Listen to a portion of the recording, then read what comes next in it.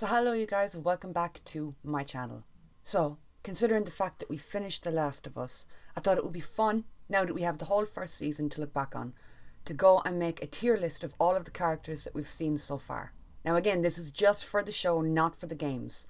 I have played the game like 10 years ago when it was new, back when it first came out. So I don't know, my memory on all the characters are super hazy. I plan on replaying it before season 2 comes out. I hope I didn't forget anybody in this tier list. I think I did. I forgot that adorable couple. I'm just looking at the tier list now. I forgot the adorable couple that like everybody loved. As always, just reminding you guys, the link to my Patreon is down below, where I do a whole bunch of reaction videos. I do live streams, I do movie reactions, chats, all that kind of stuff. So the link to that is down below if you want to check out that other content from me. The link to my Twitter and Instagram is also down below, where you can find me and come and say hello. Now let's get to tier listing. I did this for The Walking Dead when The Walking Dead ended. Like, I think I did favourite episodes, favourite seasons, favourite characters and weapons and stuff. It's fun. It's fun and it's so easy to get wrapped up in it and to spend 2 hours doing a tier list passionately and just really getting wrapped up in it. I speak from experience. This is bound to ruffle some feathers too, which is funny. Funny and kind of scary. Alright. Okay. I made this one. So I hope I didn't forget many people. I made it and already I'm pointing out all the things that are wrong with it. Okay. So first of all, nearly died there. So first of all, we have the levels. We have S, A, B, C, and D. Now, I've done tier lists before. I still don't understand this ranking, so I'm going to change them. S is for so top tier. A is for alright. Alright, they're amazing. B is for B. C is for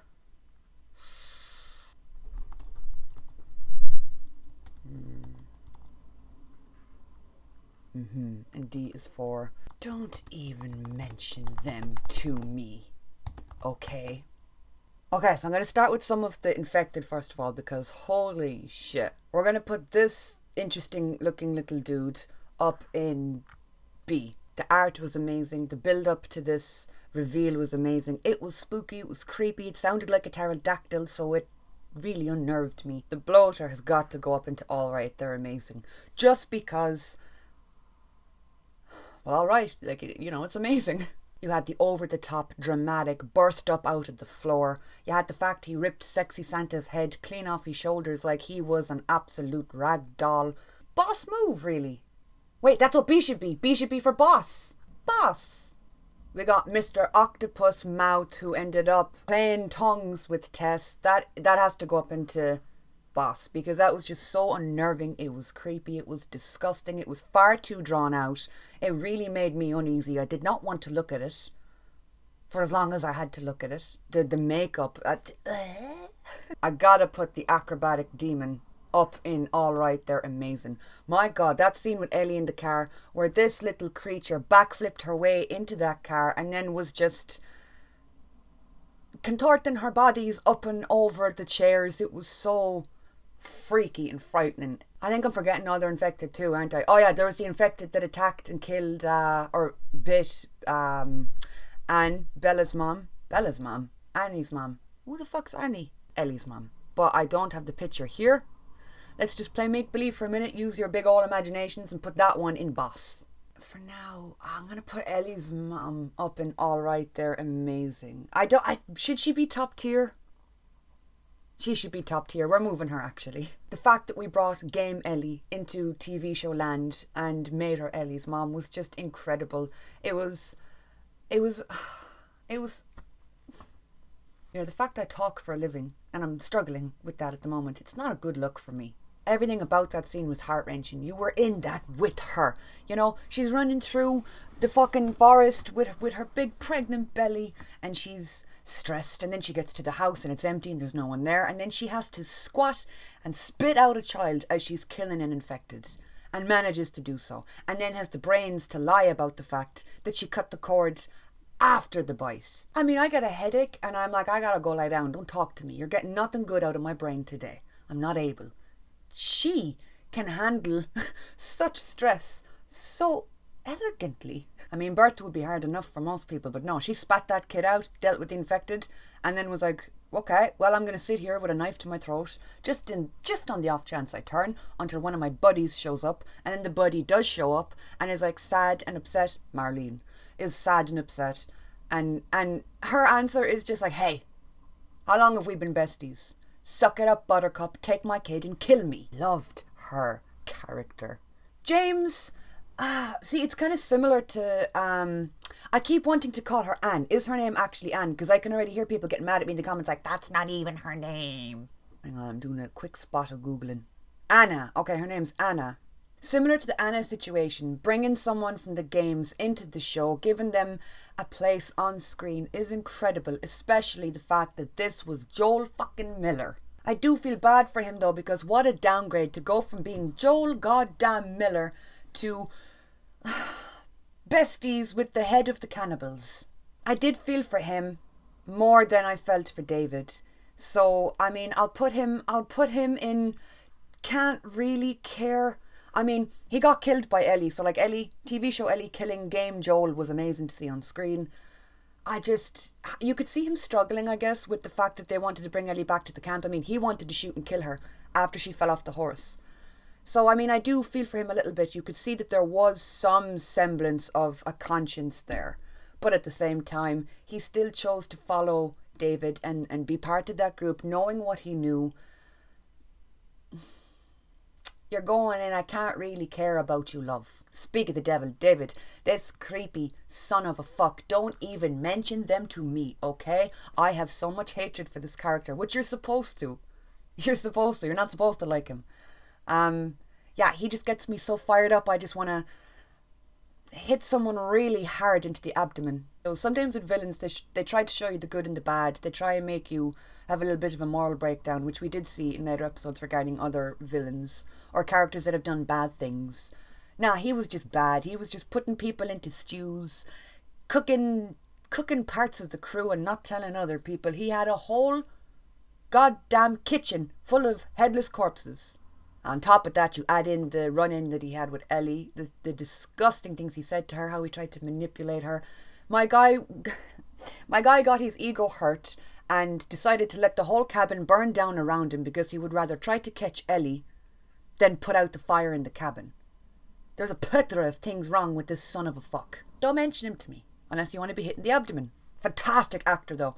Whoever played him, fantastic actor. I wanted to peel his fingernails off his fingers one by one, and for an actor to get that kind of visceral response from a viewer, it's good acting. Yeah, Kathleen, I feel kind of bad for. I'm going to put her in can't really care, but I have a feeling she's going to go and don't even mention them to me, okay? With her whole brother situation, I can understand wanting to go to the ends of the earth to avenge your family. I can get that. It's a very basic human, almost animalistic instinct. But there was just something about her demeanour, the customer service voice, the whole, you know, when she opened up to Sexy Santa and she was like, I had a talk with my brother and he didn't want me to do this, but I did it anyway. I've gone off the fucking rails. My brother predicted it. He knew. Not that I give a fuck. I did love that moment in her childhood bedroom when we got to see that more human side of her, talking about the fact that when she grew up, she was very close to her brother. He used to look after her and comfort her when she was scared. Again, as a sibling, I can totally relate to that. As a character, she just got on my nerves. Oh boy, should I? Yeah, hang on, it's coming back to me. Oh boy, it's coming back to me. That scene with Henry is just after coming to my mind, actually. The kids die, Henry. Oh yeah, you're going down into don't even mention you to me anymore. Abdomen punches are coming. You'd Henry kind of saying, you know, leave them go. They didn't do anything. They're just kids. And she was like, kids die, Henry. Didn't you think it might have been Sam's time, Henry? If she said that to me about my brother, oh yeah, her head would have been crushed in a millisecond. I would have moved faster than the goddamn Flash to flit to her side and bust her skull open. She's earned her place there. Again, fantastic acting, fantastic actress. Well, since we were talking about Henry, I'm going to put Henry into alright, they're amazing. I think I loved Henry's character so much because, again, I could relate to it. I'm an older sibling. I have a younger brother that I'd do anything for. I don't blame him. I don't blame him not one little bit for what he did. And you can explain just about anything away when it comes to love. He loved his brother. He did what he had to do for his brother. I respect that and I relate to that. Where is Sam? He's somewhere on this list. Okay. I'm going to put Sam into boss because he was a little boss. He did whatever his brother asked. He seemed very brave for a kid as young as he is. Percy, the guy whose name I keep forgetting and always just call him Sexy Santa, because let's face it, he is. I'm going to put him in... I feel really bad. Now I feel really bad because if I start ranking characters low, I feel mean. I feel mean because everyone showed up to set and did their thing and worked with the script they were given. And I feel cruel if I start being mean to people. But at the same time, you're not going to love everybody, you know? So, I'm sorry, bestie, but you're going into can't really care. He was Kathleen's right-hand man. He seemed to have a kind of bond or connection with her. I mean, he sacrificed his goddamn life for her. Granted, that didn't last very long. He was like, you go, save yourself, I'll deal with the bloater. And then just got like, straight away. He tried. He failed, but he tried. I'm going to put Sarah into boss. I loved Sarah as a character. I adored the extended episodes that we got for episode 1. I loved that we got to see the backstory. We got to see what kind of character she was, what kind of sense of humour she had, what bond she had with her dad. I loved it, and I feel it's weird because like episode 1 you got introduced to her and you also lost her. So to form a bond with a character over the course of one episode and care enough about them to be crying by the end that's a hard thing to do. That's a hard thing to pull off. Ah, fuck it, she's gone up to all right there, amazing, because she is. Marlene, look, I'm going to start off by putting her in Don't Really Care, and I'm about to explain myself. So, like, you know, Marlene was the one to tell Ellie about the whole, you're infected, but I think you're immune. You could be a cure. You gotta go on a cross-country road trip with the stranger who's gonna become your dad. And then guess what? At the end, I'm gonna try and kill you. Now, she kept that last bit of fucking secret. I can see it from her point of view. And I always try to be diplomatic about TV shows and decisions that people make. I can see it from her point of view. She was friends with Anne. Did I get the fucking name wrong again? I'm atrocious with names. Did I get it wrong? Anna. Good mother of fuck, am I ever gonna get that name right? She was friends with Anna. So, like, I understand her wanting to help Ellie and keep her safe all along. But then when push comes to shove, you're just going to be okay with not asking Ellie her opinion on, like, dying in brain surgery. You think it's okay to just sacrifice her? And then to have the brass balls to turn around and go, oh, well, you know, this is hard on me too, or it's harder on me, or whatever it was that she said to Joel. Now, I know she doesn't know how Ellie and Joel bonded in over the course of the show because she didn't see them. But like Joel spent time with her, lived with her, became a adoptive father to her. Then you got Marlene, who hasn't seen the child since episode 1, have the nerve to be like, it's harder on me because I knew her mom. Okay, that's a different level of pain. It probably does affect you differently because you knew her mom and that hurts having to kill her kid when you cared so much about the mom. But from Joel's point of view, he loves Ellie. Ellie is like his kid now, and you're just gonna kill her without really even asking. And the stupid decision that was made in regards to telling Joel, we're gonna kill her. There might be a cure though. And then picking 2 of the most average looking blokes you've ever seen in your life to escort Joel out of the hospital.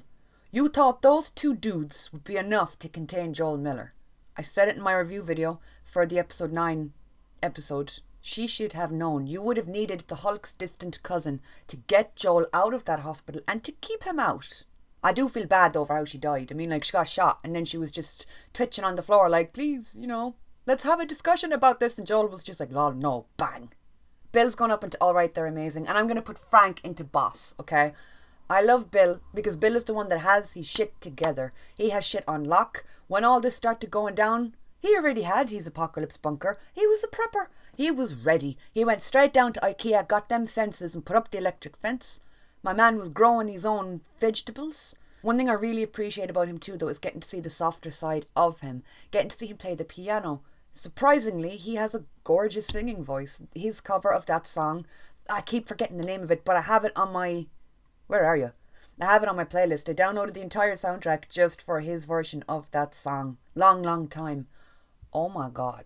But he just fell right into love with Frank. I mean, he's very like Joel. He's the very... Bill, I'm talking about now. Bill is your archetype. I got shit on lock. I can look after myself. I'm prepared. I don't need help. He fell straight in love with Frank straight away.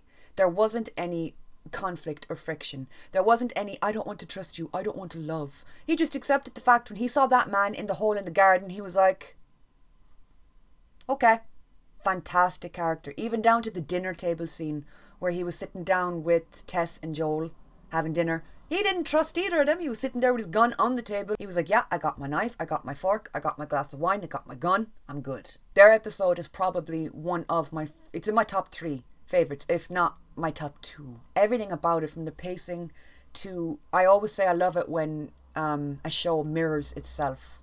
Stupid things down to their first meal versus their last meal. I'm a sucker for things like that, how they mirror what they had. Frank, I really loved as a character too. Frank came in out of nowhere, took one look at Bill's dusty ass, run down house and was like, okay, fine, if I'm going to stay here though, I'm turning this into a home. The first fight we saw them have was over home decor. What was it? He wanted to mow the lawn? He was like, listen, you let me mow that fucking lawn or I'm going to run headfirst into that electric fence. They were such a gorgeous couple and they were so well balanced and suited to each other that I really, really, I loved it. But I do lean more towards Bill if I'm talking about which character I preferred. I don't know that I see more of myself in him or that I want to be more like him. That's just a psychological question for another day. I'm not tackling that at 11:30 on a Thursday morning. I'm going to put Riley up in boss. Riley as a character I really enjoyed. I loved Riley and... Whoa, I had a brain malfunction there. I forgot Ellie's name. I loved Riley and Ellie's episode. I thought it was so innocent. It was so youthful. I really enjoyed it. I think Riley as a character is a little firecracker. I mean, she fucking jumps Ellie in the middle of the night, scares the shit out of her. It's like, I joined the Fireflies. Lol. You want to come with me to the mall at midnight? From what we saw of Riley's character, I really, really liked her. But I think her end made me absolutely love her. That once bitten, her response... I mean, first of all, Ellie, we'll talk about her in a minute. Ellie just went nuts, smashing everything glass that she could get her hands on. And I'm like, well, you got to get your rage out somehow, I guess. But Riley's response was just... It was so heartbreaking and sad that instead of absolutely losing her shit and helping destroy the shop, she just sat there like shell-shocked. And then her answer, oh no, you're going up into all right, you're amazing. Her answer was, okay, well then let's just be all poetic and lose our minds together. To make that pact with someone that, hey, like if we're going to turn into some kind of creature, you want to not do that or do you want to do it together and we can roam the mall? They could have run around and terrorized people with their tendril mouths. Yeah, I really liked how she handled her end. I'm going to put Maria in boss. I feel comfortable with that decision. Maria, I mean, you know, she built this life with Tommy. She had that moment with Ellie that I really liked where she left her out the Diva Cup. She gave her a new coat. She trimmed her hair. All these small little basic day-to-day things that you would do that you wouldn't get to do in an apocalypse. And having her take a moment to just show that softness to Ellie. When Ellie has probably never seen that kind of soft, unnecessary shows of affection. I really, really liked that a lot. Tommy, on the other hand, where are you, motherfucker? I'm looking for you. Is this him? That's Tommy. Don't even mention Tommy to me. Now, I caught such shit for this when I said this in a reaction. I don't care. My guy, Tommy, was with Joel at the beginning of the outbreak. Okay. Listen. Oh, Lord, I'm getting re-mad. I'm getting re-mad. I understand. He fell in with this new community. He met a beautiful woman. They got together. They settled down. She's pregnant. They have a future. I can understand wanting to cut out some kind of normal life for yourself. He has a great setup here. But you're going to take this new life and completely just abandon everything you knew before. He didn't call Joel. He didn't send a carrier pigeon to Joel to be like, hey, I'm alive. Leave me alone. He got himself settled into this new life and fucking abandoned his brother.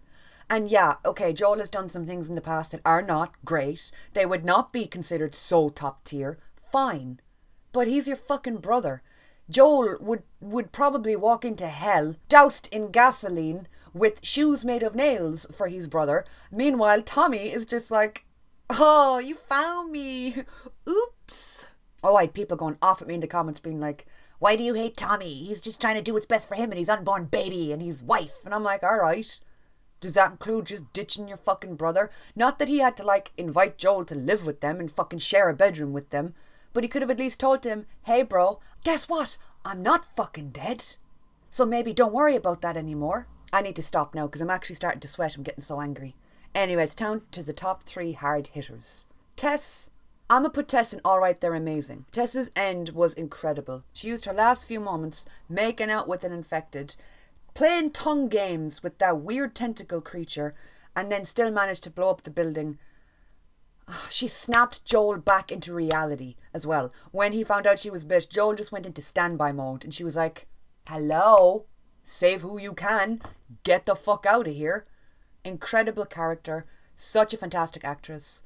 I loved the scene where she just kind of slid into bed behind Joel and wrapped her arm around him as well. It showed the dynamic. That one tiny scene showed the dynamics of their relationship. They were what they were. Both of them were cool with that. I mean, they'd been together for a while, and we saw them together at Bill and Frank's dinner out on the lawn. And I think she meant a lot more to him than even he knew. I've seen people bringing up the line where he's trying to talk to Bill, and he's kind of saying, you know, if my partner brought someone home to my house, I wouldn't be happy either. But he doesn't use that word. He says, if mine. He didn't want to put a term on it. He didn't want to call her his girlfriend, his partner, wife, whatever the fuck. Because I think partially they never had that discussion. They just were what they were. And partially he didn't want to put a label on it because it would frighten him. As soon as you label something, it's real. It's there. I loved her as a character. Ellie, come on now, get the fuck up into so top tier. The casting choice was killer. Absolutely. Whenever a show or a franchise is starting off and they announce the casting, there's always backlash. There's always people being like, what? Because you have in your head who you want to see in the role. I can understand that. Bella fucking killed it. The sarcasticness, the quick, witty remarks. I mean, you got the weight of the world on your shoulders as it is. You're told, hey, yeah, you might be the cure to fixing everything. Go with this strange guy across country and, like, get it fixed, okay? She just took that on. She took that on, and then everyone that they met and died along the way, she also took on. She took on as, well, if I had gotten there faster, if I had, I don't know, gotten to the Firefly resource place like a year ago, maybe all these people wouldn't have died. She takes all of this on and internalizes it and blames herself. And we saw it at the end of the most recent episode where she tells Joel about Riley, and then she brings up Sam and Tess and all these other characters. And on top of that, when she met Joel, she was completely alone in the world. She didn't have anybody anymore. So meeting and connecting with him, it was a perfect fit. She was sarcastic, cold, witty, but also really lonely. And so was Joel. So I feel like they were the perfect two to put together. They were just what the other one needed. And Joel, you know, don't even mention him to me. He's okay. I'm fucking with you. He's going up to S tier. He is my absolute favourite. Why can't I put him first? There you go. Hang on, they should be together. There you go. Man, I had it so bad for Joel in the games. I was like, okay, so what? We're going back 10 years. I would have been 15 when I played the games. I loved him as a character. I remember when they announced the show was coming out, I was like, ooh, like, who are they going to get to play? And then in my little protective heart, I was like, doesn't matter. I'm not going to love anybody like I love video game Joel. He's the best. Yeah, I know he's riddled with red flags. Yeah, I know he's killed people. He's lied. What the fuck ever. I love him. I see all the red flags that he drops and I wave them around in celebration. I'm like, that's my man. But once Pedro was announced, I was like, okay, I'm fucking sold. And I just grew to love him more and more with each passing episode. It was the perfect... I'm trying not to get like giggly and shit, but it was the perfect casting. As a character, he's that kind of character that has that light and shade that gets people talking. Like, would you have done that? Would you have done it differently? Was he wrong to do that? Blah, blah, blah. I mean, he gave us so much in one season. Probably one of my favourite standout scenes is either the scene where he saves Ellie. He just goes all Rambo in that hospital and he's like, I don't give a fuck. Or the scene that he's talking to Tommy about how he feels like he's failing. Just so raw and emotional, and it puts you in the scene. It puts you in the scene with him. I love. In case I haven't said it before, love you. This is one of the best casted shows I've seen in a long time. I really, really enjoyed everybody on the cast. I felt like the acting was one of the, if not the strongest point of the show. Absolutely impeccable. So yeah, that's my tier list. I've been talking for 45 minutes already. Oh my god, how am I going to edit this down to an okay length video? Are we surprised? Are you surprised at where I ranked everybody here? Probably not. If you're going to get mad at me for Tommy being and don't even mention them to me, please at least go easy on me, okay? I know that couple from, was it the start of episode 3? The couple in the cabin. They would both be in so top tier. I'll find pictures of them and try and edit it in. I adored them. And the energy that lady had, where she was like, yeah, I made him soup. Like, what of it? I loved her. Yeah, as I said at the beginning of the video, you guys, the link to my Patreon and my Instagram is down below, as well as my Twitter if you want to reach out to me. Say hi. That was fun. I love tier videos. That's fun. I've been talking for so long, my throat's starting to dry up, and I could still keep going for like half an hour. I need to stop. Thank you guys so much for watching, and I will talk to you all soon.